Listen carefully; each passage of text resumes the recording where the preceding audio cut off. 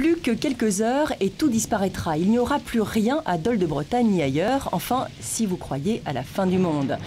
Parce qu'ici, c'est bien le cadet des soucis des Dolois. L'idée de l'apocalypse aurait même tendance à les rendre euphoriques. On verra bien demain matin, quand on va se réveiller. Enfin, si on se réveille. Pour moi, c'est bientôt la fin du monde, paraît-il.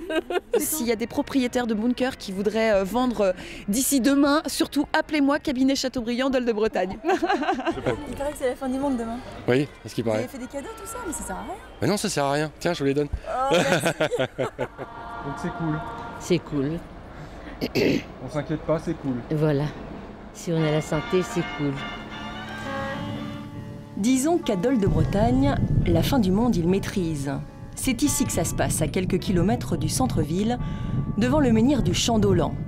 Un menhir planté là au milieu d'un champ qui protège les habitants de Dol de la fin du monde programmée par les Mayas. Alors il est dit que le menhir du Champ d'Olan s'enfonce d'un pouce tous les siècles et qu'une fois qu'il sera complètement enfoncé donc sous terre, ce sera donc le jugement dernier et la fin du monde. Vous y croyez? À la fin du monde? Non. J'espère que non, je pars en vacances le 22. Le menhir mesure 9,30 m, à raison d'un pouce par siècle, on a donc un peu de marge. Il nous reste au bas mot 32 000 ans avant la fin du monde. Voilà la preuve que tout ça n'est que baliverne. Enfin, on verra demain, ou pas d'ailleurs.